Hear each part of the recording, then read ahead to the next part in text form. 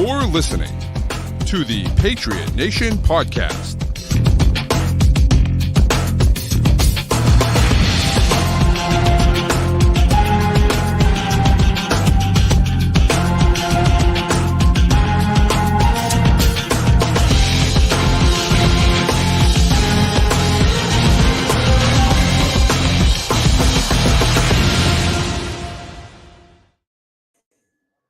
All right, welcome into another edition of the Patriot Nation podcast. As always, it's your guy, Pat Lane, here with my man, Matt St. Jean.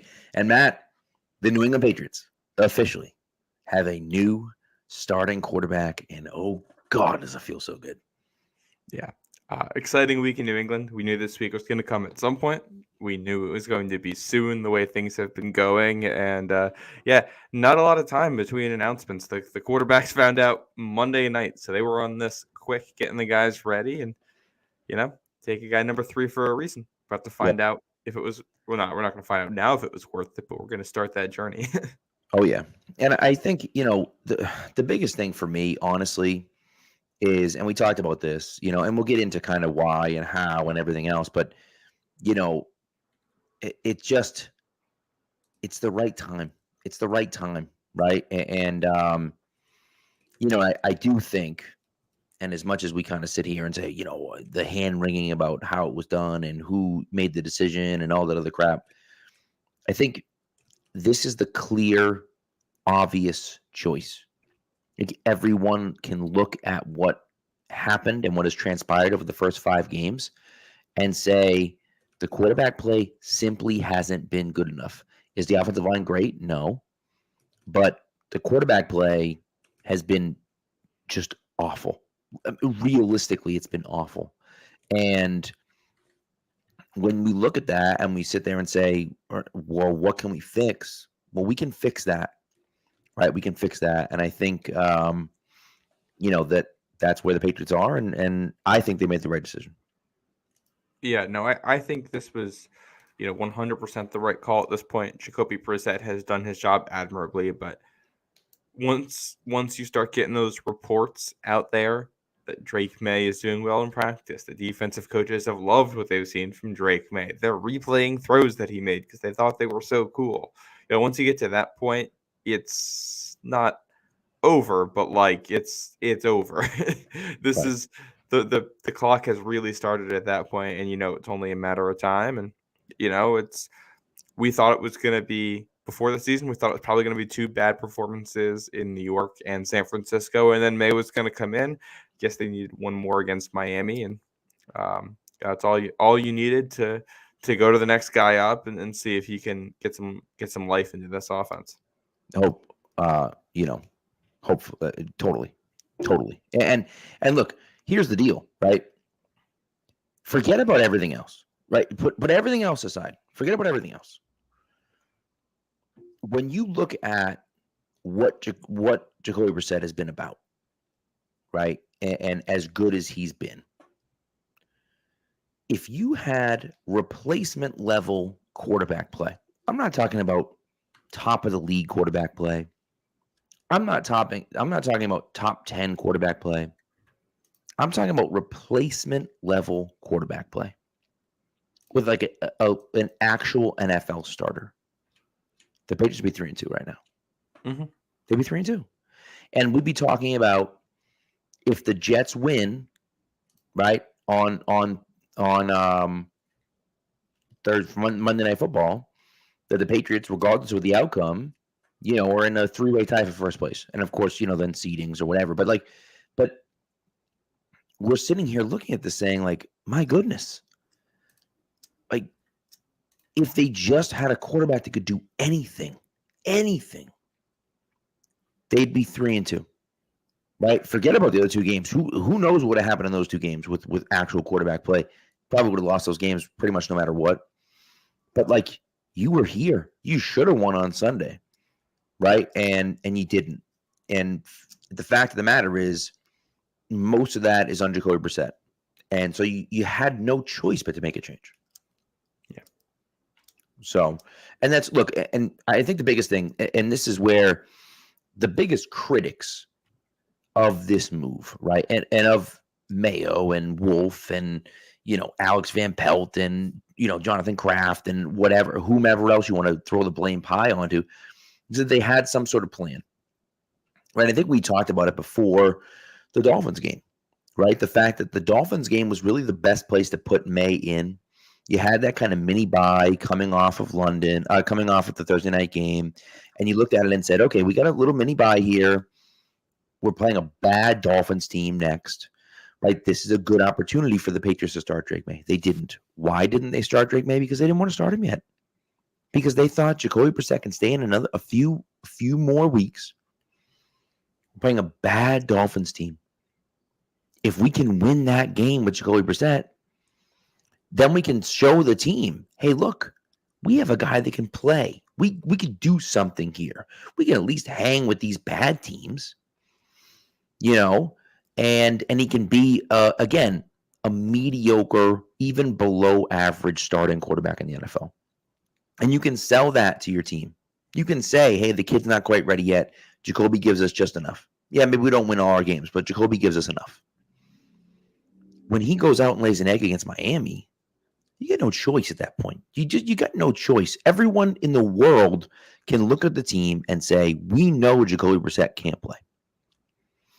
And if in practice you actually see, like you said, coaches can see it and players can see it.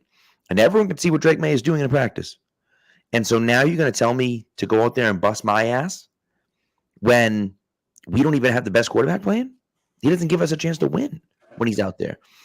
And that's the issue that I have. And look, the offensive line's one thing, and he might get hit, and he's going to get hit, man. Like, he's an NFL quarterback. Those guys get hit. I don't care if you get the best offensive line, get the worst. It doesn't matter. You get hit as an NFL quarterback, so he's going to have to deal with that. And maybe he's going to get hit more than we want. It is what it is, man. He's going to have to deal with it. Welcome to the NFL. No, and I think a lot has been made about the mysterious development plan that they have had him on. I will say, I think to a degree, it wasn't BS, but the development plan was kind of a facade that's going to be put out there. And I don't mean this in a negative way. I mean that you only have one quarterback. So as a franchise, you have to be all in on one guy publicly. And that means that, when Jacoby Brissett isn't playing well and you start getting the Drake Maye questions, you need a reason for why Drake Maye is not out there. Saying, oh, we have a development plan is an easy way to kind of deflect off of any questions. Sure. And there is a development plan. It's not like there isn't. But it's not like, when the schedule came out, they all sat together and said, okay, here's the game where Drake Maye is going to play. We can get that all ironed out now, and then we'll just wait until then and we'll put him in. These are human beings. This is going to be a very, very much a moving target about what exactly it's going to require to put him in. And it's going to be, a lot of factors that go into that. Some of those are going to be from the Drake Maye side, what he does, what he can control, how he looks. Some of those are going to be from the other factors side. How does the offense look? How does Jacoby Brissett play? And, I think you look at the downward trajectory of the offense and the upward trajectory of Drake Maye in practice. At some point, think about it like a graph. Those two lines are going to intersect at some point. And once they intersect, you switch from one guy to the other. And I think it was pretty clear that going into week 5, they were pretty close to touching. And Jacoby Brissett did not play well in that game. And I've seen a comment a couple times that if Jalen Polk catches that ball at the end of the game, Jacoby Brissett starting next week. Yeah. That very well may be true. We don't know. We're not in the room. We don't know how this is going to go, but that very well may be true. He didn't catch the ball because the throw wasn't good enough. The performance of one quarterback wasn't good enough, so you switch to the other one. This is a results-based job. This is a performance-based job at the end of the day, and when one guy doesn't get the job done, you go to the other guy as long as he's ready and able to fill in. And I think we very clearly got to that point. Yeah, 100%. And look, ultimately, at the end of the day, the way you said it is perfect. It's a results-based industry. Win or get the hell out. It's really that simple, right? And I mean, look, you put the tape on. Put the tape on. And if you don't want to put the tape on, that's okay. You don't have to put the tape on. At least go to Twitter and look at the guys that are putting the tape on. Look at Matt. and look at Taylor and look at Evan and look Yeah. and look what they're putting out and see how many times guys are wide open. You got the Jalen Polk corner fade on the right sideline, had him open, got to hit it, misses him. You got the Pop Douglas deep throw. I mean, that just what are you doing? Where are you throwing the ball? That ball, he has yards. He's got all green grass in front of him to the pylon, and you throw it into the end zone where the safety is. Just stupid throw, awful throw. Yeah. The one that pissed me off the most was the Polk throw, not the one in the end zone at the end of the game, but the one earlier than that on kind of like the corner route, let's say. I'm telling you, it's that corner route where he's got Polk's open. Now he's not open, but he's NFL open. That ball's got to come out, and he's open at the numbers. And Brissett holds it, and finally throws it out of bounds. And it's just like, what are you doing? Well, and that's the stuff for me, When it was for me, it's the 2.5 sequences in the last game where if he doesn't make all the throws, you can live with that to a degree. If he's not going to be a playmaker, you can live with it to a degree. He's supposed to be in there for the mental stuff. End of half. Alex Van Pelt has gotten a lot of flack here for messing up end of half twice this season, and I gotta say, after watching it, I think you could have run the ball more, but also I kind of blame Jacoby Brissett for the way things went. First down, you get a run, you get into 3rd and 2, 3rd and 3. This is the end of the first half, week 5 against the Dolphins. And second down, he's got check downs available. He's got guys wide open underneath. He takes a deep shot to a covered Jalen Polk. Ball's not even close to catchable. It's out of bounds. Clock stops. Third down. You could run here. They decide to throw. I'm not necessarily upset with that. Nobody comes open right away. He ends up throwing the ball. He has to run back almost into his own end zone and then throwing the ball away. And that's going to stop the clock again. And, this is one of the few situations where you would say, hold on to the ball, take the sack. Right. Don't throw it away, but you're running back into the end zone where you have no choice. And, there were guys open and you're not seeing them. And then end of the game, end of the second half there, the one spot you can't throw is inbounds, and you throw inbounds. Like that's if there's going to be mental errors like that, it does kind of force your hand as a coach. And I think some have characterized that as the franchise panicking. I think that's the opposite. I think this is as rational as it gets for franchises. One guy doesn't perform well, so you go to someone who you think will perform better. They wouldn't be putting Drake Maye in at this point if they didn't think he was ready. If they didn't think Drake Maye could play in a game, Bailey Zappe's probably still around in some capacity. Or one thing that we haven't talked about here, but what they never did? They never signed a scout team quarterback. Right. They never signed a practice squad quarterback. Drake May's been doing that. They're giving him the reps. They're not looking for a Bailey Zappe replacement for the practice squad because they like the guys they have in the building. What does that tell you? Since week 1, they have felt that if Drake Maye needed to play, he could play. They just wanted to let him get a little bit more comfortable and not rush him in. Performance changes, dictates that you need to change. You put in the guy who you say is ready, and here we go. Yeah, I mean, it's really a good point, right? Because they could have brought in another guy, right? And they could have said, you're getting 30% of the snaps with the first team offense. We're good. That's what we need. We'll bring in another guy. Or we'll have Joe Milton run all the snaps for the scout team, which I assume is what's going to happen starting this week, is that Joe Milton will take over those snaps and not Jacoby Brissett. Because in my opinion, why would Jacoby Brissett run those? Doesn't make any sense for him to run those scout team snaps when you can have Milton do it, right? Yeah, you're gonna have Brissett take second team snaps and a handful of first team snaps just so he stays fresh enough in case he needs to go in. And other than that, it's gonna be the young guys. Yeah, 100%. And so, you didn't sign someone like that because you felt like Drake Maye could play. And I heard Tommy Curran with Phil Perry talking about that and saying that he had someone reach out to him, or maybe it was it Mike Florio? I can't remember. It was Tommy Curran was talking to someone. Either it was Mike Florio or it was Phil Perry. But he was saying that a few people said like Drake Maye probably should have been the starter from day one, right? I don't necessarily agree with that, but I can see that angle. with it. We all knew he was going to play at some point. We all knew he was going to play at some point. Everyone in the world knew he was going to play at some point. We didn't know if it was going to be week 5. We didn't know if it was going to be week 12. We didn't know if it was going to be week 15. It doesn't really matter. He was going to play at some point this year. And again, it got untenable. You couldn't put him out there. And again, and I think I tweeted this out. I have to retweet it because that last throw you talked about the Hunter Henry. What are we talking about? Like, what the hell are we doing? The game's over. If you complete that pass, you lose the game, and you make the throw anyways. It makes absolutely no sense. It makes absolutely no sense. It's just like, and you're a veteran quarterback. You're just not supposed to do that. So that's frustrating. Also, Edward, stop trying to make fetch happen, bro. That belt is just not. It just doesn't work, dude. It doesn't work, man. Try something different because that doesn't work. Yeah. Another comment I saw about this is, why are you starting him against the Texans? Why don't you wait an extra week to play the Jaguars? Why don't you start him a week earlier against the Dolphins? Right. I personally don't think quality of opponent means anything here. Especially in year 1 of a new regime with a young guy, you're trying to teach culture. You're trying to teach, first and foremost, what matters is what happens in this building.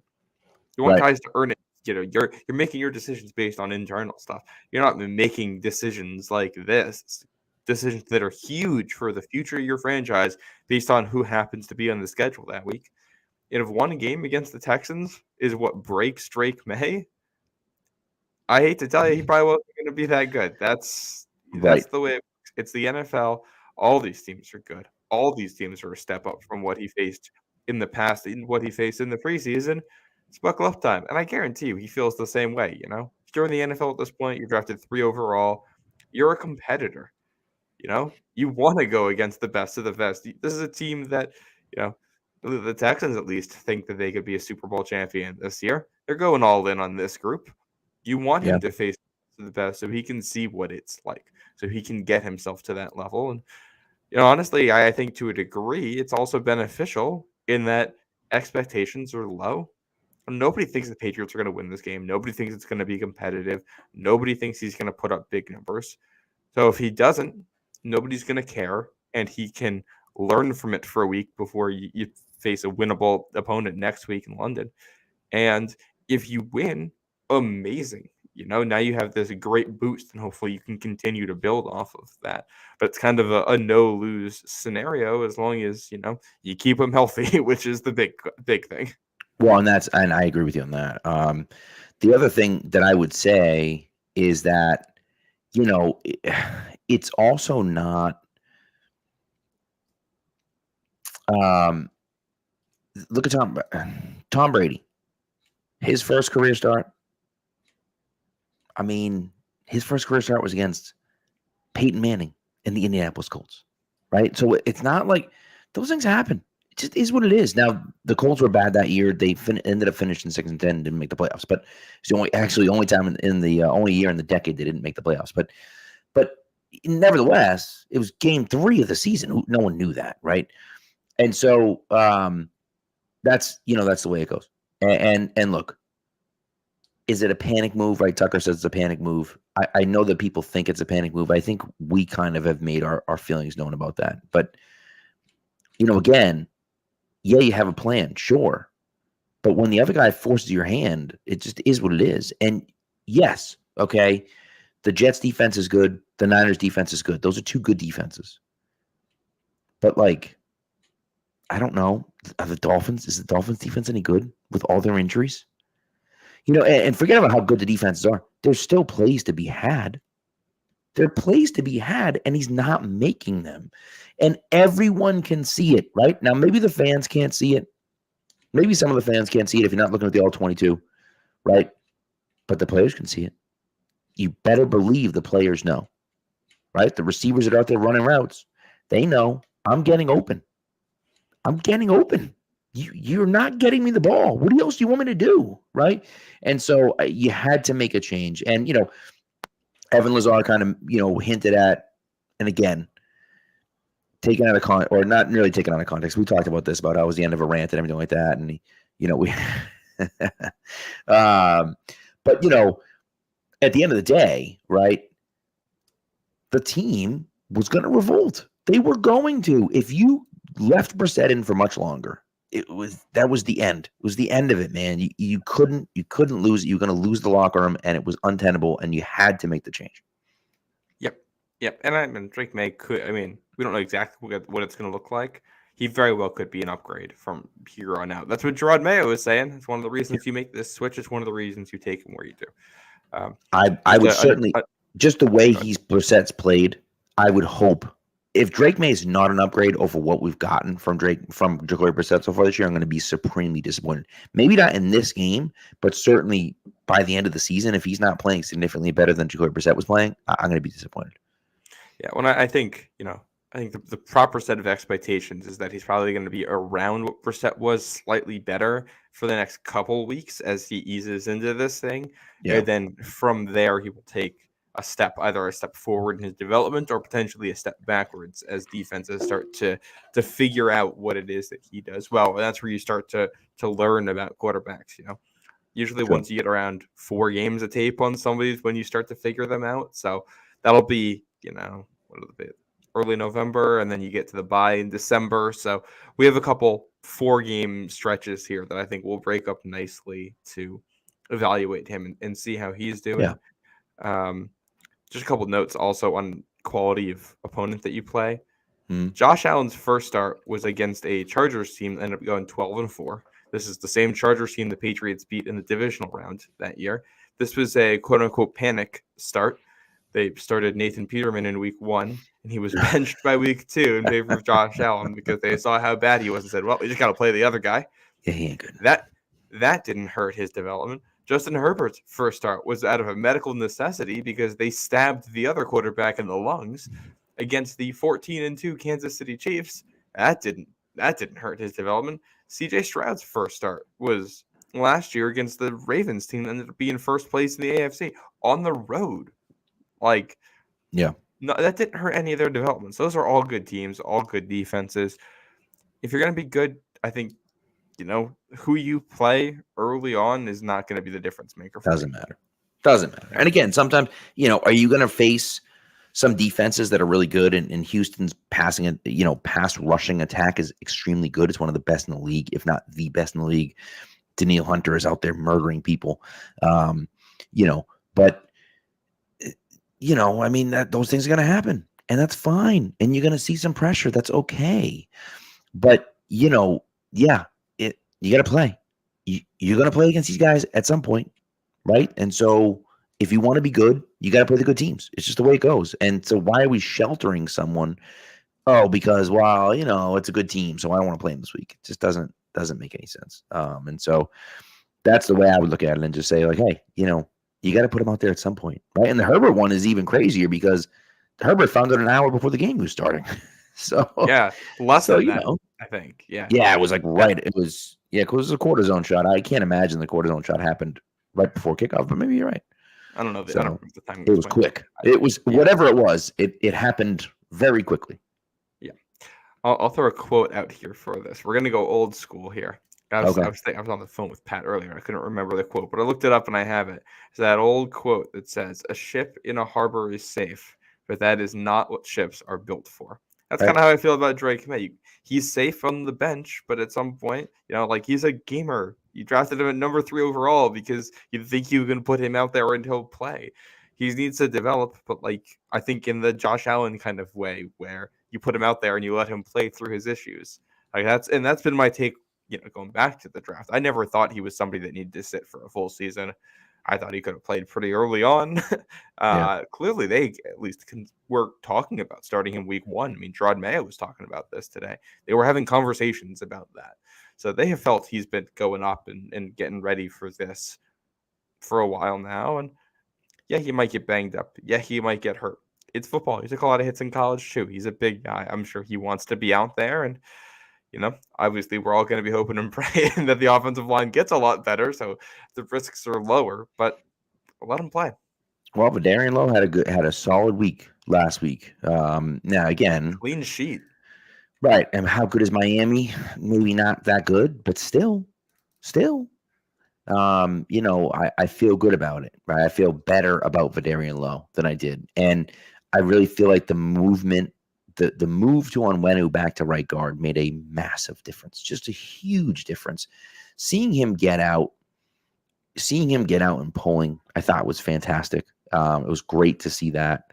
And it's just more of what he can do and what he does well. And so, that's what needed to happen. Now, is DeMondre Jacobs the guy at right tackle? No, definitely not. Do I want to see Caden Wallace there when he comes back? Absolutely. But, who knows when that will be. And I think, again, because Onwenu was playing so poorly at right tackle, that it's not a huge downgrade. It's a downgrade for sure, but it's not a huge downgrade at right tackle, whereas it's a big upgrade at right guard. And so, I can live with that. And, do we want to see 9 pressures out of Nick Leverett? We do not. We absolutely do not. But I do think that, that you get Leverett, you leave him in there. And then if you have to make the change to Hudson, you make the change to Hudson, right? If you see another week of what happened, then you make a change. Well, when they added 2 more bodies at center, Sincere Hainsworth was one of them they signed to the practice squad. What a Great name. What a name. And they just added somebody else today whose name is escaping me. I'm not clear if that was to the roster or to the practice squad. They have 2 open roster spots, at least before that move. So I'm assuming one of those is going to get held open for Sion Takitaki whenever he's ready to come back, maybe this week, maybe the week after.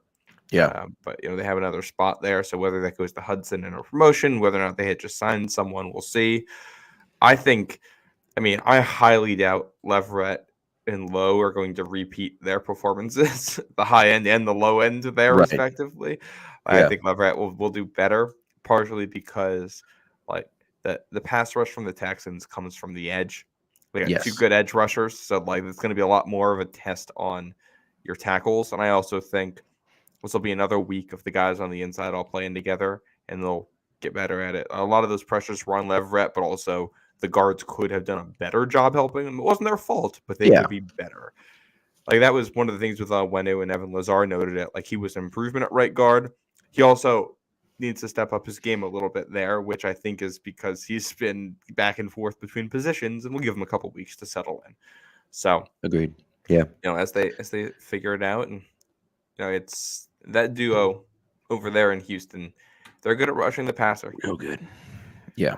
I will say though, you look at the overall numbers for Houston's pass rush, they're at least their PFF grade for whatever we take that as for pass rushing isn't anything spectacular. Their edge rush comes from 2 good edge rushers and a lot from situational stuff. I don't know if they're it's not like you got 2 JJ Watts out there. It's right. not I think our tackles are going to struggle with it because they aren't good, but it's not like these guys are so good that they will shut down your entire offense. You can scheme around it. You can find ways to get things done. And the lack of depth there at pass rush for them, I think, is something you can exploit too. Yeah. Yeah, I agree. All right, let's take an ad break, and then we'll talk a little bit about the Texans because I think it's an interesting matchup for the Patriots. So first we'll do my ad read first. And of course, we're talking about Prize Picks. Prize Picks is the best place to get real money sports action. With over 10 million members and billions of dollars in award winnings, Prize Picks has made daily fantasy sports accessible to all. You just pick more or less on at least 2 players for a shot to win up to 100 times your cash. Run your game all season long on Prize Picks. Now, Prize Picks is the only real money daily fantasy platform with an injury policy. So your lineups stay in play even if one of your players gets injured. If your player leaves in the first half and doesn't return, Prize Picks keeps your lineup live.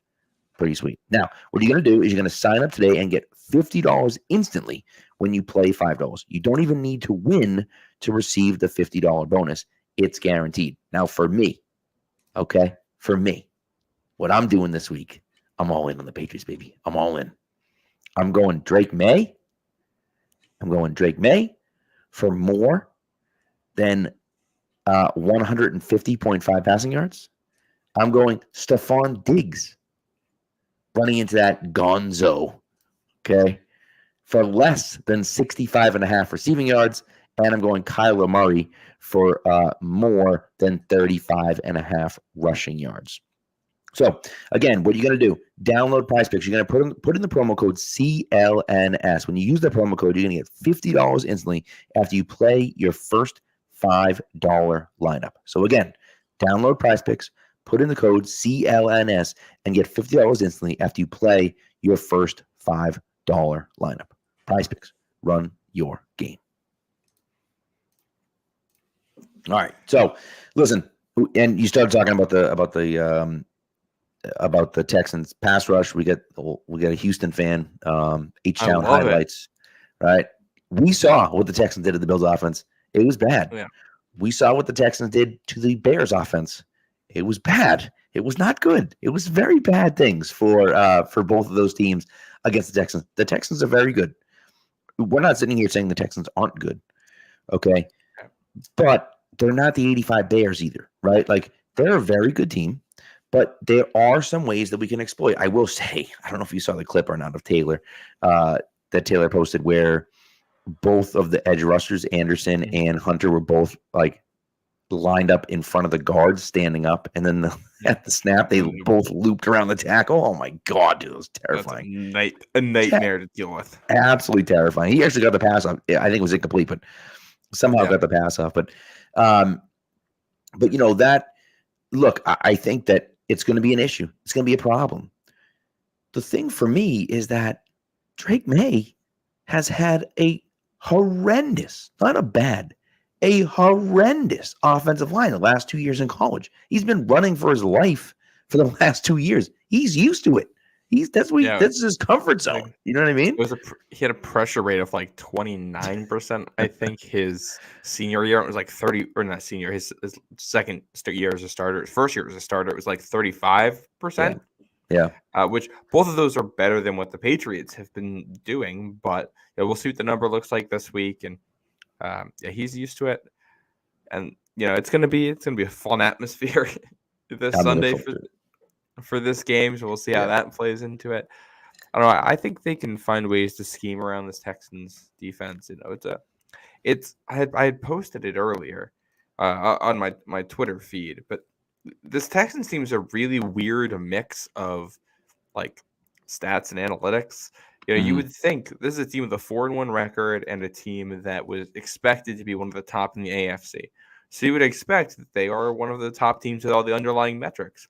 But no, offensively, they are 21st in DVOA, 20th in expected points added, 19th in total points scored. Defensively, PFF has them as the 17th best defense in grade. They are 14th in EPA and 17th in points allowed. They have a minus 12 point differential on the year. All 4 of their wins have come in 1-score games, and their lone loss was a blowout. So they're this very weird team that's hard to figure out. I think they are probably much better than what those point totals suggest through 5 games. Mm-hmm. They're also not your typical 4-1 quality team at this point, and they're going to be without Nico Collins, their top receiver, huge loss. And I think one of the most important stats when you look at the Texans, we complained about the penalties the Patriots had last week. The Texans are last in the NFL with penalties, or first, depending on how you look at it. They're the most penalties of any team in the NFL. They have, you're not going to believe this, Pat, 13 false starts this season. What? Oh my God, dude. That's insane. More than 5 2 games? a game. Yes. Jesus. The Patriots have 3 for this. They also have 10 offensive holdings. Patriots have 7. That's like crazy. That's wild. That's 23 different offensive plays right there, just right off the bat, where you're either adding 5 or 10 yards and doing it. Yeah, that's wild, man. I believe heading into last week against the Bills, their average third down was over 10 yards as well. And I went into NFL Pro before this, and I just wanted to watch some of their third and long plays, and it told me they had 54 third and long plays this season. And I think some of those, there were penalties. There was like do-overs, but that's like 10 third and long plays a game. It's a lot. It's a lot. And, but I will say, and I think it was you that pointed this out. I'm not, maybe I'm wrong about that, but, as far as the pass passing metrics are concerned, they're very similar to the Patriots on first and second down. But on third down, they're really good on third down, picking up those third downs. Even the long ones, they're really good at it. And that's because you have an elite quarterback and you have elite players, right? Those are, that's something where you see those elite players come out. And for me, I look at that and say, all right, that makes sense. I see it. Like, the Patriots don't have elite players. They don't make those 3rd and 12 plays because they can't. They don't have the guys for it, right? Now, maybe they do now with Maye out there. We'll see. But the Texans do. Now, the Nico Collins loss, I think it's a big loss. I am curious. I'm very curious to see what they do with Gonzalez. I assume Gonzalez will be on Diggs. I assume. But I don't know. I'm not sure about that.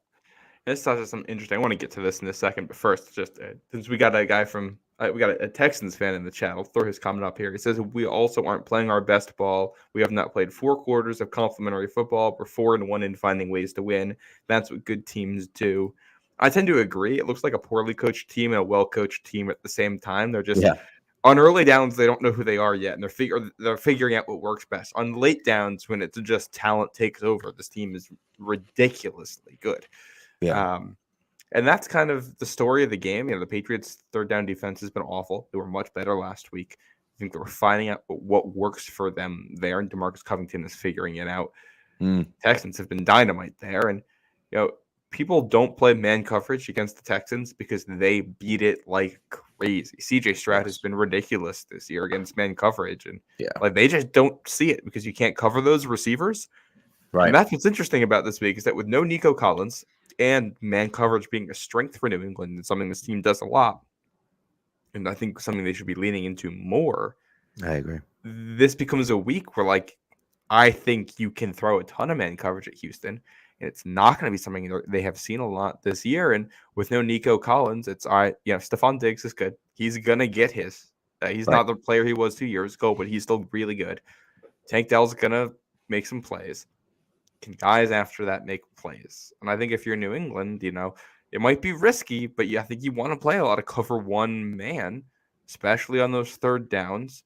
And it's tough because they're going to get big plays on you sometimes.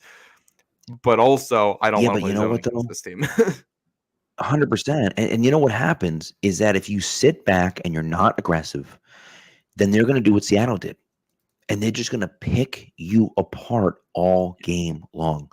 Throw it underneath. What JSN had 11 catches in that game. He's got like 17 the rest of the year or something like that, outside of that game.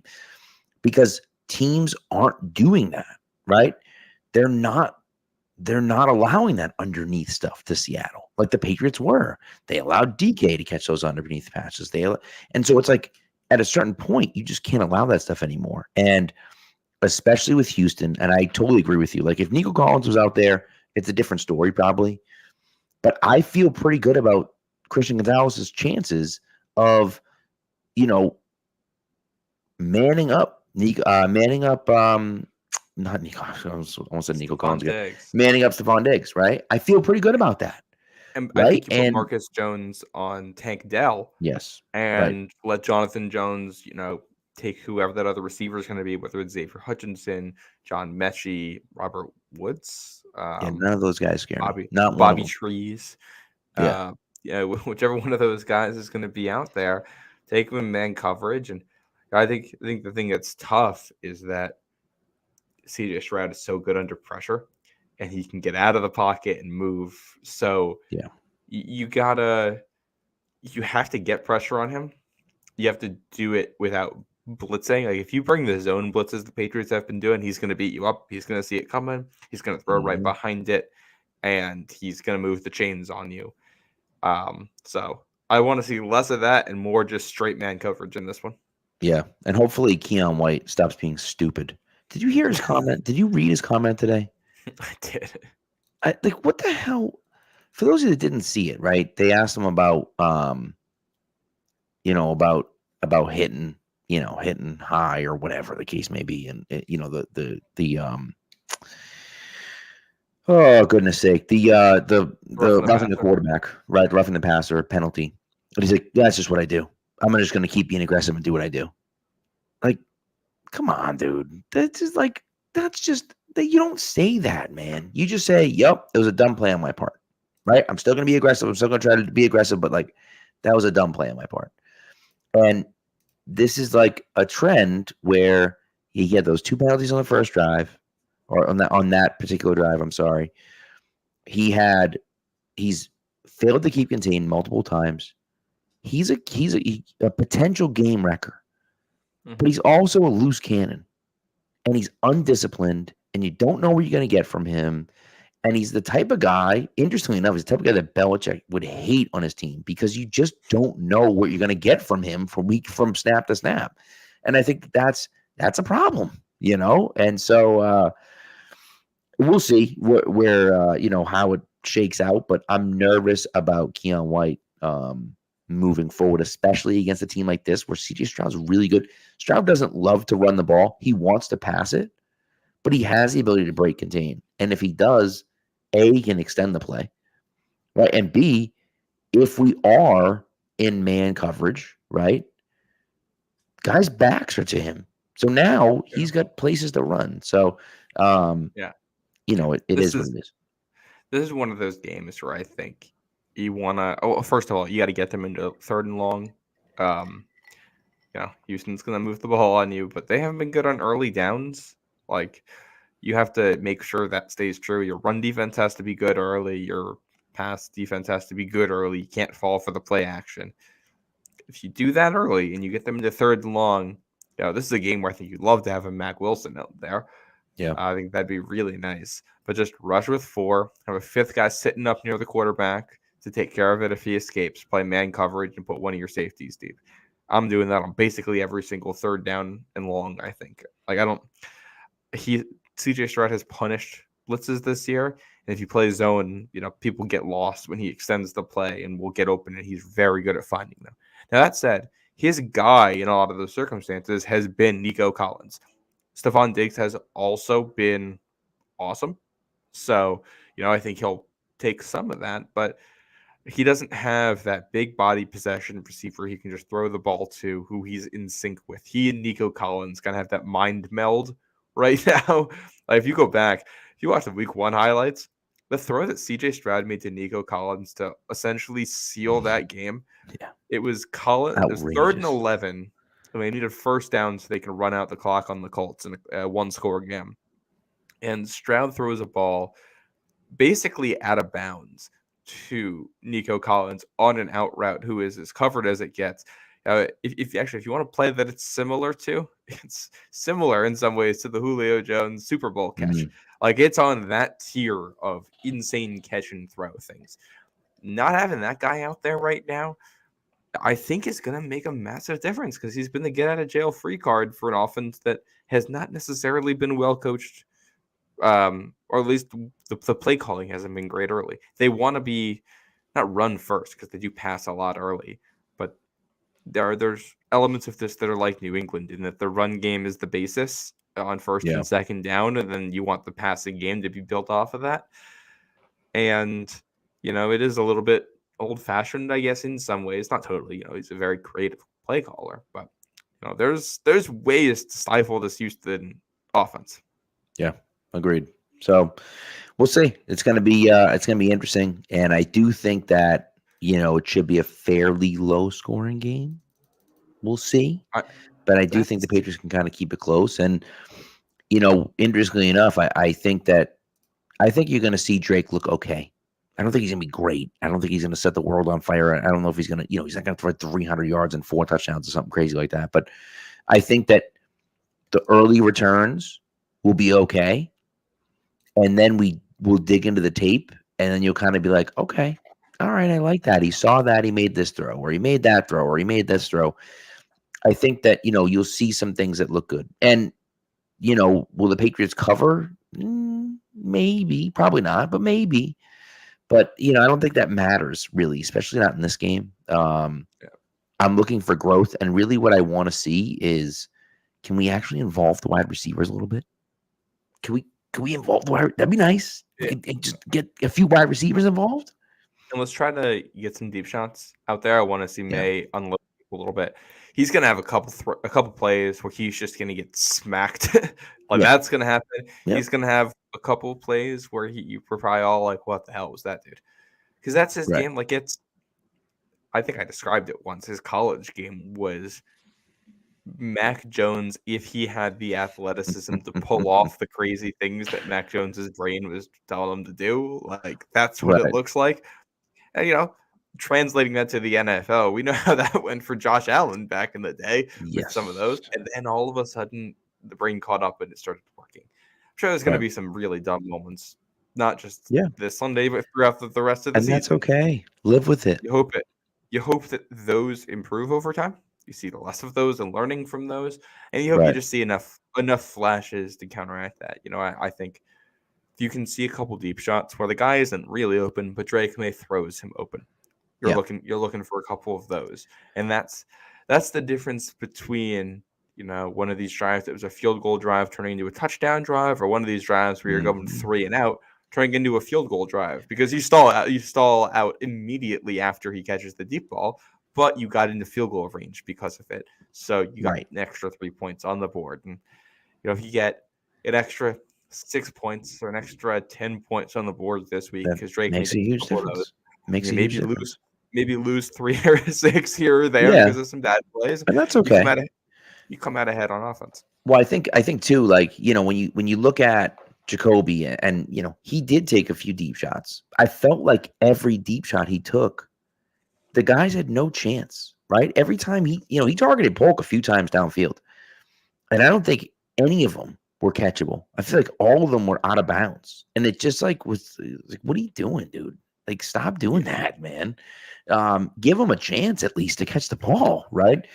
Even the one that he caught, was that the Jets game on Thursday night where he caught it? Obviously, it wasn't a catch, right? It turned out to be not a catch on fourth down, but climbed the ladder, right? Hits the safety at the same time. They come down with the ball together. He's out of bounds, inbounds, out of bounds. It's interesting enough that it happened to Polk two weeks in a row. But inbounds, out of bounds, who knows? And it's, called incomplete on the field, and they uphold it. We'll see. We'll see if he can actually get him the ball. A little bit. And look, I don't want to rehash the stuff, but the maybe the one I'm most pissed about is the Pop Douglas one, where he's running that 5-yard crosser, and they got, and the deep pass obviously to him was bad, right?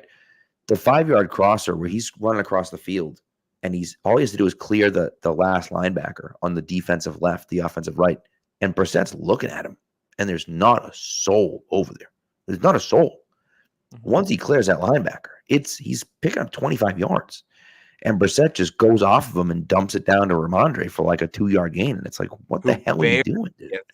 Has to fight through 2 guys to get the first. Yeah, that is tough. So that's plays like that where you hope May is better, and he's gonna have some weird throws with accuracy as he's rebuilding his footwork. And that's fun. You just hope you see the big plays and being able to get out of the pocket and extend. So something to look forward to here on May, especially if you're tuning in now and didn't watch the preseason, haven't watched college tape. If you play man coverage and he identifies it quickly, he is not afraid to just take off and run immediately while the defender's back are turned and pick up 8 yards, 10 yards, 12 yards, whatever. You see it on third down all the time, all over his college tape, because a lot of man coverage on third down, and defenders are running with the receivers, and if there's a lane somewhere, he's just going to take it and pick up the first. And he's more than fast enough to do that in the NFL. So I think a couple of those would be nice. Let's do that without getting your head taken off by a defender. I don't mind him being physical. lower shoulder into somebody. I'm cool with that. Be aggressive there, but be smart about it. Take your spots to do it. Yes, that's correct. Yeah, don't lower your shoulder into like a big middle linebacker or a D tackle. You can lower your shoulder into a corner if you want, but don't be trying to run over some 300-pound defensive lineman. When lower your shoulder into somebody who doesn't have good position to tackle you. Right. Yes, exactly. Yeah. Yeah. Don't. Sure. Yeah. But just another note on this for stats: the Texans haven't given up over 200 net passing yards in a game this year. 199 is the most net passing yards they've given him. Okay. So like, if Maye gets to 150, be excited with that. Like, that is good against this defense and what they've done. Agreed. I like that. Yeah. I like that.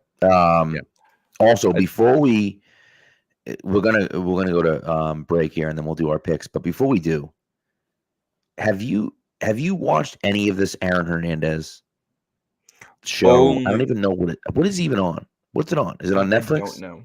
No HBO? clue. I've I only don't know seen what the hell it's a on. handful of the clips on Mother of Twitter or God, whatever. dude. Give it so funny. Give it all the Oscars, dude. Give it all the Oscars.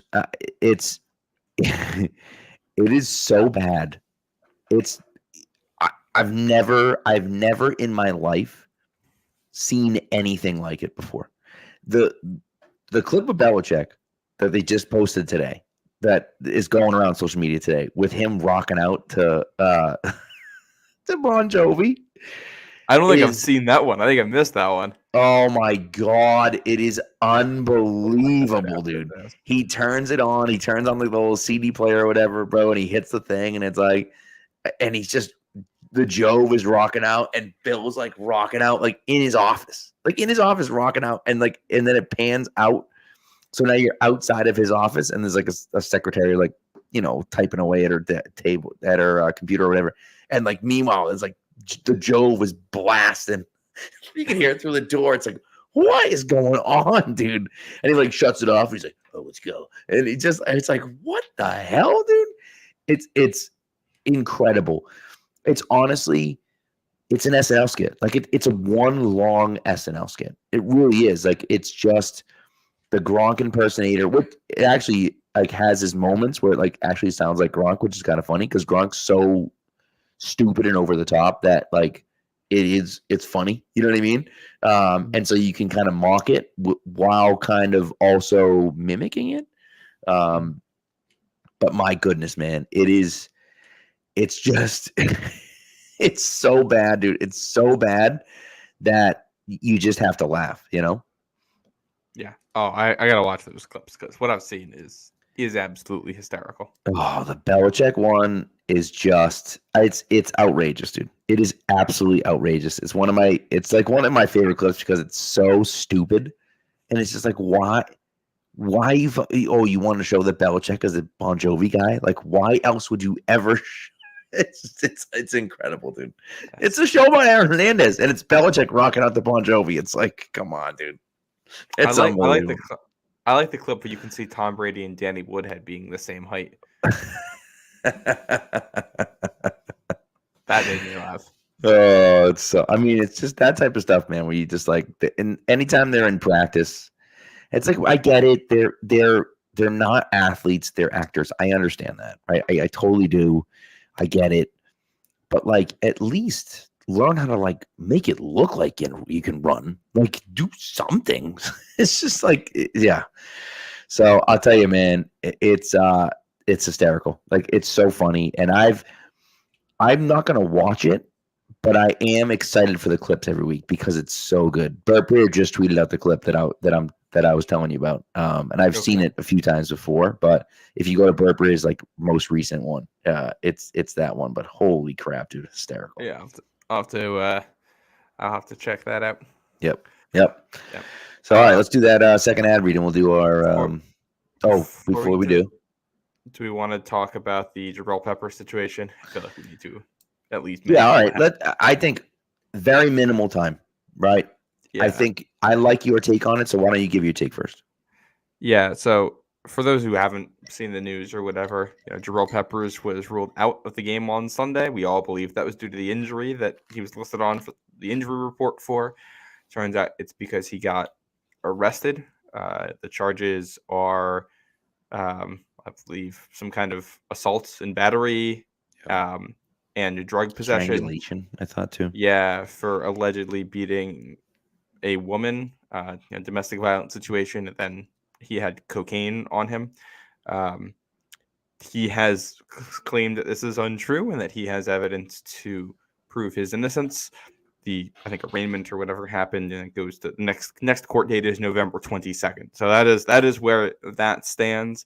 Obviously, the Patriots held him out of the game on Sunday, and he is now on the commissioner's exempt list, which means he's not on New England's roster, and he doesn't count against like the cap or anything right now. I don't think he's not like it's like he's not there. The team has to, and that also means he can't participate in games, can't participate in practices, is allowed to be around the facility. But Drake Maye came out, opened his press conference today, and made it clear that any kind of domestic violence is unacceptable with this team, and that he is not going to be allowed around the team anytime soon. So, from his tone, it seems like unless evidence comes out here that proves Jabril Peppers' innocence, his time in New England is probably done. Yeah, and the way that they have handled this, I feel like is appropriate. It's these allegations happen. You pull them from the game. You let the NFL put him on the exempt list where he belongs while a situation like this transpires. Mm-hmm. So, if evidence does come out that proves that this didn't happen, then, he's innocent. He's still under contract for New England. We can move forward with whatever the next steps are going to be from there. And if he is, found guilty of this, or, it's pretty clear what has happened, then the team has a no tolerance policy on this, has had a zero tolerance policy on this for a long time. And I expect them to continue to have a zero tolerance policy for anyone who commits acts like that, which is disappointing from someone who was named a captain this season. 100%. Yeah. You're supposed to be a team leader for you, doing this, right before a game too. Yeah, not ideal. So they were talking about Christian Peter. There was a mention of Christian Peter at 95, 94. I forget exactly what year it was. Parcells drafted Christian Peter out of Nebraska. Had some domestic abuse stuff, and he was a 5th-round pick. And Myra Kraft basically was like, "We're not signing this guy," and so they just cut him. They never even signed him. And I don't know if he ever actually even made it in the league, to be honest with you. But and look, TJ says in the NFL you're guilty until proven innocent, and that's not necessarily true. He hasn't been cut yet, but he is on the commissioner exempt list. I can tell you right now, me personally, as a teacher, if this were to happen to me, I would immediately, go on leave, long-term leave, until this was sorted out. And if it turned out it was a lie, then I would be welcome back. If it turned out that I was guilty, then see you later. That's the way it goes. And that's the way these things happen, and it's just like, unfortunately, the company has to protect itself from something like this happening. And you put yourself in that situation. Maybe you're not guilty. Maybe you aren't, right? But if you have proof that you aren't guilty, well, then you'll be exonerated and everything will be fine. Well, and there doesn't seem to be any doubt about the cocaine possession part of this. Right. Jabril Peppers allegedly admitted that. So, that alone, I think, would probably get you a suspension right there. Yeah. But this is but the not middle a dismissal ground from the team necessarily. No, but this is the middle ground where these charges were serious enough and with enough evidence to immediately trigger, an arrest and pursual of charges. And, they're taking up this case. That means there's, enough evidence for this at this point for them to get to this stage in the process. Right. And then, he's still getting his money. He's still on the team, technically.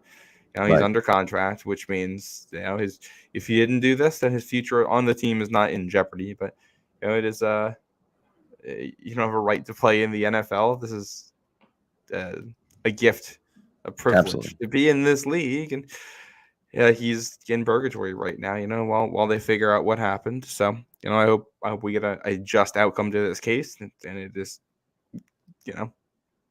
clear what has happened here, and then we can move forward from there. But going back to the football perspective, because this is a football show, it's a very good thing that Del Pettis is back. He is going to be asked to take on a bigger role at this point. Jalen Hawkins is going to be asked to take on a bigger role. I don't see Jabril Peppers rejoining the team before that November court date. That's for sure. And that's around a week before Thanksgiving. So you're going to be out without him for at least the next 6 weeks, if I had to guess, at a minimum. opportunity for some younger guys in Del Pettis as well and Marte Mapu to step up and see what they can do with this opportunity. Yeah, we'll see, man. So all right, let's do your ad read, and then we'll do our picks and get everyone the heck out of here. All righty, let me get myself situated over here. We're going to be talking about game time. We love going to NFL games. You might want to go see an NFL game this very Sunday as Drake Maye makes his debut for the New England Patriots. You'd love, not his debut, his first start. You would love to be able to tell your kids, your grandkids about how you went and saw Drake Maye start his first ever NFL game. And with Game Time Picks, that's even easier than ever. Game Time Picks filters out the fluff to show you only incredible deals on great seats, so you don't have to waste time searching through thousands of tickets. We pull it up right now to take a look at it. You can hit all-in pricing so that you don't have to worry about fees or anything. The price you see is the price you pay. And they got plenty of options. Tickets are a little expensive right now because everybody wants to see Drake Maye play, but you have a lowest price guarantee, or Game Time will credit you with 110% of the difference. You can see the view you're going to have from your seat right there, so you know exactly what you're getting. And, you look at this, you got the Game Time picks. They're going to star some great deals for you. You can go sit, down near Pat if you want, down near the end zone, $216 for tickets. Down near the field to go see Drake Maye for his opener. That's not too bad. You want to be over near the end zone on the other side, 218s. They got some good tickets all around. So, make sure to go check that out. Take the guesswork out of buying tickets with Game Time. Download the Game Time app, create an account, and use code CLNS for $20 off your first purchase. Terms apply. Again, create an account and redeem code CLNS for $20 off. Download Game Time today. What time is it? Game time. Yeah, it'd be pretty cool to be at the game. My parents actually, as we speak right now, are on the way over to Rome. They are gonna spend the next few days down the Amalfi Coast.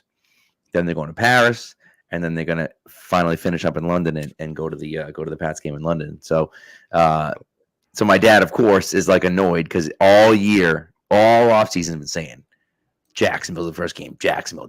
He's going to start, and it's the perfect place to start him. And in London, we'll get to see his first start, everything else. And of course, he's missing it by 1 week, and he won't even be at the game because he'll be overseas. But such is life. So my sister-in-law and her husband are going, and I texted her and I go, years from now, you'll be able to tell your kids that you guys were at Drake Maye's first ever start. So we'll see. But yeah. But anyways, do we want? I know we're gonna do our predictions and stuff. We forgot one other story here. What's that? Robert Saleh out as head coach of the New York Jets. Did I ever tell you, Pat, how much I love the New York Jets? One of the most entertaining franchises in this league. If you're waiting for something weird and funky to go on, wait for the Jets to do something. If you want to see a team fail to meet preseason expectations, wait for the Jets season to start. You're always going to have something like that. There's always something weird going on with them.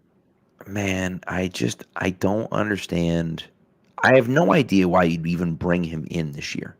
You should have fired him after last year, but whatever. They brought him back. You fire him 5 games in. I mean, if they beat the Bills on Monday Night Football, they're in first place in the division. It's just. And so, look.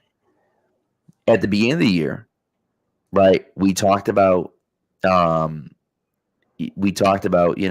predictions and who's going to finish where and this and that. And I just said, look, it's the Jets. I can't pick the Jets to do anything good. It's the Jets. They're going to find a way to screw it up. And guess what? They found a way to screw it up. And maybe getting rid of Robert Saleh is the best thing they could have done. But golly, I just don't. It makes absolutely no sense to me. And it's the perfect Jets move. Woody Johnson just apparently did it by himself, didn't tell anyone, and just did it. What? Don't you have a GM? What are we doing, dude? It's wild. It's just a completely wild situation. And listen, Aaron Rodgers had nothing. Want you to know, he had nothing to do with it. Nothing to do with it. Just a coincidence that him and Woody Johnson talked on Monday night, and then Robert Saleh was fired Tuesday morning. A total coincidence. Total coincidence. Had nothing to do with anything. My favorite tweet. Oh, go ahead. Yeah, He's been immunized from having anything to do with the head coach being fired. My favorite tweet was from someone just randomly quote tweeted it. I don't know if it was the Pat McAfee show or whatever, but he was saying that it's patently false that he had anything to do with it or whatever. And someone quote tweeted and said, "Sorry, Aaron, I did my own research, and turns out that it's true. You did have something to do with it." And it's just like it's so perfect, so perfect. But the Jets are a laughingstock, man. And as bad as things get for the Patriots, you can always take heart in the fact that we're not the Jets. We're not the Jets. And listen, you're not as old as I am, but the 2004. Well, go ahead. Say what you're going to say, and then I'll. No, say something about the Jets. Go ahead. No, I just look for me. Okay, the 2004 Red Sox thing is coming out on Netflix. The documentary about the 2004 Red Sox. I was 17 years old when the Patriots won in 2001, and a senior in high school. And that stretch, right, from I would say 01 to 08, let's say, is arguably the greatest stretch in the history of team sports. You talk about the Patriots in 01, the Patriots again in 03, the Patriots and Red Sox in 04. The Patriots go undefeated in 07, obviously losing the Super Bowl, but go undefeated. The Red Sox win the World Series in 07. And then the Celtics win the championship in 08. Well, you can extend that too to 2011 if you want, because you get the Bruins, and you also get another Super Bowl appearance for and then 2013 the Patriots, and another Finals appearance for the Celtics in there. Right. Just that decade capped at 2011. Yeah, it's wild. So that whole decade, that 10 years from 01 to 2011, is just unbelievable. And then what's crazy about it is that then you say, okay, let's start over in 2012. And it's like, all right, well, the Red Sox won again in 2013. The Bruins were in the championship in 2013. The Patriots won in 2014. They won again in 2016. The Bruins were in the finals at some point against the Blackhawks, right? What the heck year was that? Where they were in the finals against the Blackhawks. The Patriots won the Super Bowl 2013 against the Blackhawks. Blues 2019. Okay, so. Blues 2019, right? And so then it's like then the Patriots won, obviously, in 2018 and lost in 2017, and the Celtics just won this past year, and it's like, and the Red Sox won in 2018, and you're just like, it's just over and over and over and over again. And so it's like, as bad as things have been, and things have been bad the last few years around here, for the Patriots at least, like things are going well. And again, you're not the Jets. You don't root for the Jets. Just think, as a Patriots fan, A, you don't root for the Jets, and B, you get to laugh at all the Jets fans, right? It's twofold. Yeah. So the thing I was going to mention was that, we play the Jets here in a couple of weeks. Yep. So this is a team, obviously we all know what happened in the first game, but this one's in New England. Patriots have a different quarterback. Jets have a different head coach. I think we can kind of throw out what happened in that first game because I don't think it's going to be particularly relevant to the outcome of that. I think you get a Texans team this week that's played a ton of close games and is without their second most impactful player on offense. You get a Jaguars team that's only won one game in London the next week. A Jets team that you have played before that seems to have bad vibes the week after that. And then it's Chicago and Tennessee. I think the 2 weeks after that, I don't know if the Patriots are going to be favored in a single one of those games. But I think they have a real chance to win any of them, especially if Drake Maye elevates your offense. If Drake Maye takes this offense from 31st to 26th, then all right. And obviously the defense is going to have some improvements here, but I do think they're starting to find what it is they do well. I agree. You're going to have a chance to be a lot more competitive here against some quality teams. Yeah, good point. All right, let's get into our predictions here. It's getting late, as it always does. Yeah, we like to talk. Wouldn't be here without that. But let's look at the Week 5 results. Pat, bad week for you. It didn't go well. You can't win them all. You know what I mean? I went 4-1. You went 2-3. We both got Packers over the Rams. We both got the Chiefs over the Saints. Neither of us got the Bills-Texans game correct. And Nope. that Falcons pull out that great, fantastic Thursday night game last week over the Falcons. The Falcons put out over the Buccaneers. The Cowboys put out a really good Sunday night game into Monday morning game against the Steelers. Yep. That was almost got that one right. I almost got that one right. Damn, those Steelers. games are so close. Yep. Yeah. So, but yeah, it was a lot of close games there. Bucks Falcons, I almost got, but didn't quite get it. No. Let's see. We're tied now. We're both 17-8.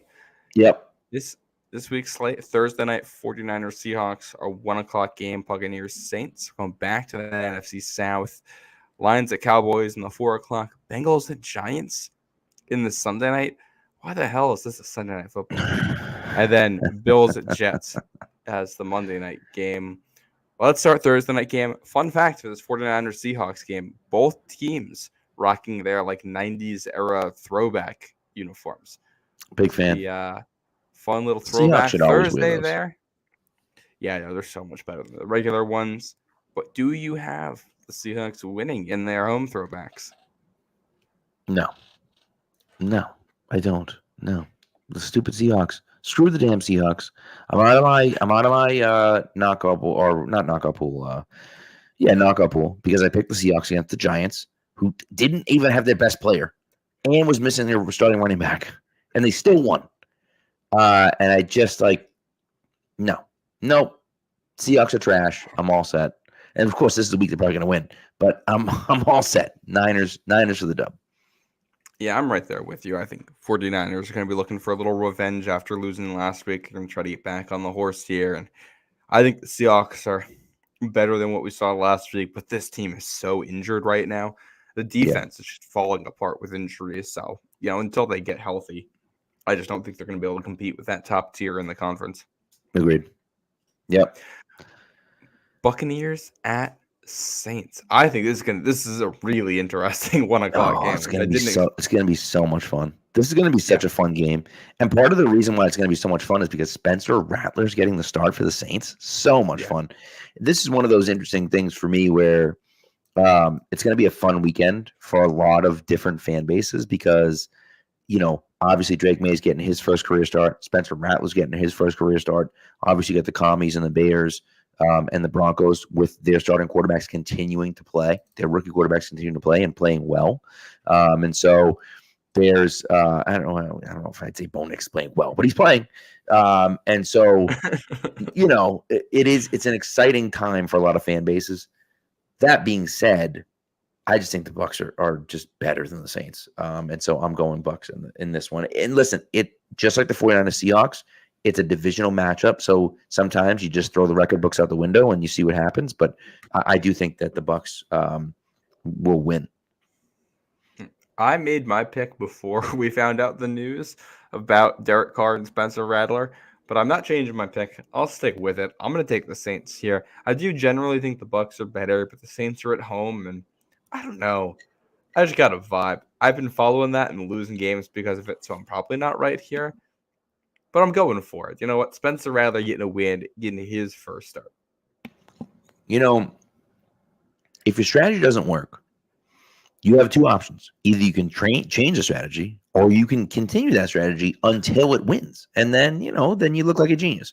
So I like that you're sticking with the vibes. Next game, Lions and Cowboys. I'm still doing it. I'm doing it. I'm still doing it. I'm going with the road team. The Cowboys I just don't believe in the Cowboys. I don't. Lions coming off of a bye. I feel like the Lions get the dub, even on the road. Yeah, these two fan bases have some animosity, I think, built up after what happened last season with the refs and the whole did someone declare as eligible or whatever legal formation thing. The Lions, I think, are the better team. But I'm taking the Cowboys again. I hate that I'm doing this. But this just, I don't know. This is, again, I kind of feel like the Cowboys aren't that good, but I think they're a little bit better than the record. the Lions to me have still just been a little bit underwhelming this year and not quite what I was hoping they would be all around. So on the road, I don't know. This feels like the kind of game where the Lions maybe get screwed by the refs again. Like, Right.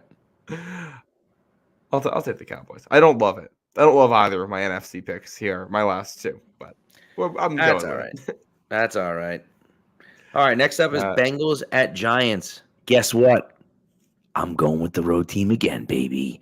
The Bengals on the road against the Giants. Come on. It's the freaking Giants. I know they beat the Seahawks last week, but the Giants are terrible. Daniel Jones actually put together a few weeks where he looks like a competent quarterback. And like the Bengals defense is really terrible. And so maybe he does it again for a third week in a row, or maybe even a fourth week in a row. But like, even if he does, the Giants, it's the Giants. They suck. I have to go with the Bengals. yeah, I'm right there with you. I think this might be higher scoring and closer than anyone would have expected. Yeah. But if the Bengals don't win this game, like that is, they don't fire coaches there in Cincinnati. But what, they'd be 1-5? Yeah, it'd be With real a bad. loss? Like that That'd be is real bad. Yeah, that is like Can't happen. then Just can't then happen. we're starting to talk about trading T. Higgins like now. Right. Um, Yeah. which would I think probably be bad news for New England because a contender might go after him. Correct. Yeah. But yeah, we'll see how that plays out. But yeah, I do think it's the Bengals. Monday Night Football, Bills at Jets. We got another throwback uniform game. The Jets are wearing throwbacks to the Joe Namath era uniforms, which are also the same uniforms that they wore from like the late 90s through 2018. So those are the Curtis Martin jerseys, and I love them. I love those. I love those jerseys with the helmets, with the green stripe going down, the white helmets with the green stripe and the NY. I'm a fan of those. Yeah, I am a fan. They're going with the all white at home for this. Yeah, I don't like that, but Bills at MetLife, Monday Night Football. I mean, there's no bad vibes there for the Jets, right? I mean, the last time they played the Bills at home on Monday Night Football must have turned out great, right? They won, didn't they? They won. It was a great game, right? A last second, actually, I guess an overtime punt return touchdown by an undrafted rookie free agent. Pretty unbelievable ending. Of course, Aaron Rodgers did tear his Achilles 4 plays into the game. So that one didn't work out too well. And I guess they fired the coach. Maybe that's the bad vibes to this game, that they fired the coach before it. Maybe that's why Woody Johnson did it. He's like, there's more bad vibes here. I got to fire the coach. Maybe. But either way, I mean, I got to pick the Bills. They stumbled a little bit last week. I understand that. They were playing a good team. The Jets are not a good team. I think the Bills, roll the Jets on Monday Night Football. Yeah, I am right there with you. Like, maybe this coaching change ends up being a good thing for them, but like my biggest issue with this team was that I didn't trust the offense, and nothing has changed in that regard. I have no confidence in Aaron Rodgers' ability to play week to week right now. He's been so inconsistent. His accuracy has been spotty. His mobility is not what it used to be. Our offensive coordinator isn't good. They can't run the ball very well because the offensive line's not great, and the offensive coordinator isn't very good. Yeah. Even though they have 2 really good running backs. Like, this team is so inconsistent, and I don't think the defense is going to be magically better. Now the defense is already really good. They're not going to upgrade to that. If anything, that's going to get worse, I feel like. So, yeah, maybe they prove us both wrong, and this was the vibes change that was needed in New York. But we had a long history of when the Jets do something drastic, it doesn't work out. And until we ever see that actually work, I'm always just going to assume it doesn't. Yeah, I agree. I'm with you. So, our picks of the week. Yep. And then we got to do our prize picks things. Before we do the prize picks things, though, can I just? I know we don't want to rival the trolls here, but I will say, okay, I will say, I've seen a comment by TD, and he's not the only one, saying that this was a move by Robert Kraft to sell tickets to sell tickets. Bobcraft needs to sell tickets. My response to that is, in the season ticket wait list? You effing morons. That's my response to this. You understand. Maybe you don't understand. I will explain it to you in case you don't understand. Every seat in the stadium is sold out for every game this year already. And you It say, sold out months you say, ago. wait, but Pat, I can go online right now and buy tickets for $10 to get in the door. It doesn't matter. Good for you. It doesn't make a difference. The Patriots aren't selling those tickets. Who cares? They don't care. There's a 10,000 person waiting list for season tickets. The tickets are selling out. Do you know how many people were at the game on Sunday to see a terrible Miami Dolphins team against a terrible New England Patriots team? 64,000 people. It was a sellout. Everyone was there. All the seats were taken. I was there. You could see all the seats were taken. Everyone is showing up to all the games. So don't hit me with this garbage about how he needs to sell tickets. It doesn't matter. You know, oh, he needs to sell jerseys because he's going to make the no wrong. Sorry. The NFL splits it 32 ways. Guess what? Bears fans buying Caleb Williams jerseys, great for the Patriots because I see 1/32 of that money. It doesn't matter whether you sell nothing. It makes no difference. And so that's where we're at right now, man. Sit there and talk about it. And listen, you can say the owner has nothing to do with it. You're wrong, but that's fine. But don't say stupid crap like they're trying to sell tickets because no one showed up to the game. Shut up, dude. That's just like I can tell you personally, I have been on the season ticket waiting list for 8 years now. I think I got on it was my 18th birthday gift because that was the first year I finally could because I wanted to get on. Right. And I think it has moved 2 years since it started. The waiting list for tickets goes back to, I think, still the 2000 people who got on the waiting list in either 04 or 05 at this point. Like, tickets aren't the issue here. Is it plausible that ownership stepped in because they didn't like that people might not come up and fill their seats? Maybe, but I just don't think we have any evidence for that. Like, the organization has said 4 months that the plan was to draft a quarterback, develop him, and then play him during the season. And then we watched him play in the preseason, and he looked good. And then we've heard for weeks about how good he looks in practice right now. Right. And then the starting quarterback got worse, so they put him in. The simplest explanation here is that the guy that they used, the number 3 overall pick in the draft, who is the consensus number 2 quarterback in this draft, is somebody who they think is playing pretty well. So they thought it was time and appropriate at this point to let him actually start playing games for real. Yeah. Other explanations are plausible, but I'm going to go with the simplest explanation until we start seeing some evidence otherwise. And, they have said, it was going to be collaborative with Mayo, Alex Van Pelt, T.C. McCartney, Ben McAdoo, all those guys. And then Gerard Mayo gets the final call after the discussions with them because he's the head coach. And he said they were all in agreement. He's making the final call here. He said it's his responsibility, which it is. Yeah. That is why they pay you the big bucks as head coach, is to be the final decision maker when big things like this happen. 100%. And James beat me to it by saying Occam's razor, right? Occam's razor is the most plausible explanation, often is the correct explanation. And the most obvious explanation, I shouldn't say most plausible. The most obvious explanation is most often the correct one. Look, it is what it is. That type of stuff just drives me nuts. Again, go on Game Time. Go on Game Time and take a look at the tickets. The Patriots don't care about that. They've already sold their tickets. Those are season ticket holders or people that have those tickets for whatever reason that are trying to sell them. The team has nothing to do with that. They've already made their money off those tickets. They don't care if the tickets sell for whatever. Like, it's just the way it goes. Like, and that's, they price, what do you call it? They price all of TD, I was at the game, bro. Did I watch the game? Yeah, I watched the game from the stands. I was literally there. Pat is a season ticket holder. You miss like one game every 5 seasons. Watching the game. Everyone was there. And guess when everyone left? At the end of the game.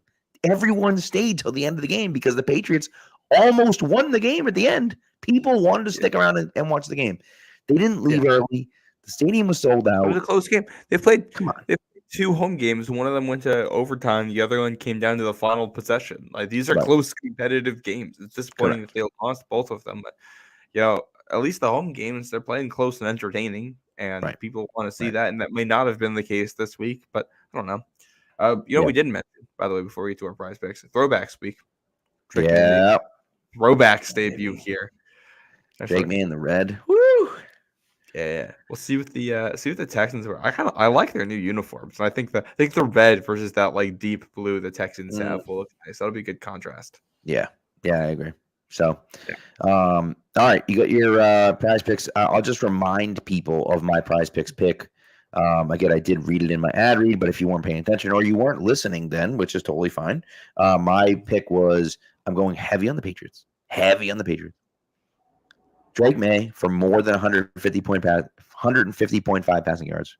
Stephon Diggs getting the gonzo clamps and going for less than 65.5 receiving yards. And Kyler Murray for more than 33.5 rushing yards. What do you got there, sir? I like it. I got my 2 here. Both of them are for rushing yards. I've got Josh Jacobs, Packers running back, more than 68.5 rushing yards against the Cardinals. That rush defense has been rough. I've got Lamar Jackson, more than 56.5 rush yards against Washington. That's going to be a fun game. That is going to be a really fun game. I agree. The DMV rivalry there, 2 of the most exciting quarterbacks in the game right now, Jaden Daniels and Lamar Jackson. Which, by the way, I got to eat some crow on the Jaden Daniels stuff so far. Obviously, I talked how much I didn't like him in the pre-draft process, and he's blowing me away right now. So, we'll see if this continues. We'll see if this continues, but he's making me look bad there. Yeah, you're not alone there, sir. Yeah, but that we had some. This is a good slate, I think, this week. That game's going to be good. What's the other one? What's the 1:00 game we were doing in our picks? Buccaneers Saints. That's going to be good. That's going to be a fun one.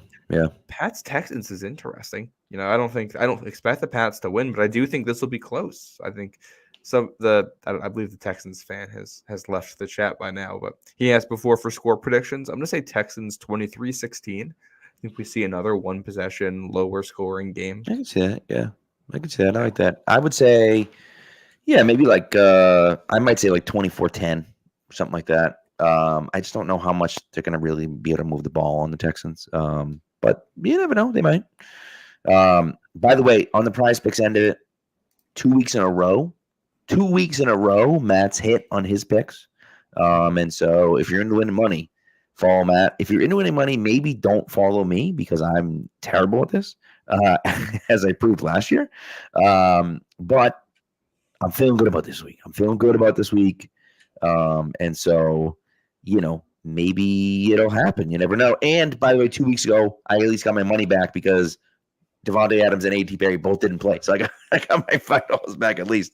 So that was good, Yeah, so maybe you'll get your $5 back because something weird will happen and the guys won't play or something like that. So, although that would be disastrous because I have Drake Maye and Stephon Diggs. So let's hope that doesn't happen. It'd be tough. Yeah. Non-football stuff. If anybody wants a little interesting tidbit for this week. So we're doing this Wednesday night, Thursday, and potentially Friday night. There's the good old electrical storm hitting the U.S., meaning Aurora Borealis, which you could see the northern lights possibly as low as like Washington, D.C., I think. So for all those Patriots fans in the Northeast, if you're listening to this Wednesday night live or if you're listening to this Thursday morning or whatever, check out your local news and your local weather forecast and see what they're saying because you might be able to go out to an area with no light pollution and take a look up at the night sky and see something you don't usually see this far south. Love it. Yeah. All right. Well, that's it. Does it for us. Thanks for tuning in as always, guys. We appreciate it. And we will go. So anyways, we appreciate you guys. We're going to be, again, because it's a home game, we'll be live at halftime of Sunday Night Football. So we'll be talking to you at that point. I think the rest of the season, it's going to be halftime of Sunday Night Football, except for the London game, in which case it might be earlier. I think every other game is halftime of Sunday Night Football. Yeah, because they're all like 1:00 games and stuff. And so there's one more 4:00 game they got at Arizona, but that'll also be halftime of. Correct. Yeah, because Taylor won't be traveling for that game. So if Taylor was traveling for a game, it could be right after the game, but probably not. So yeah. So we'll see. But anyways, that's what we got. Well, thank you for tuning in again, and we'll talk to you guys Sunday night.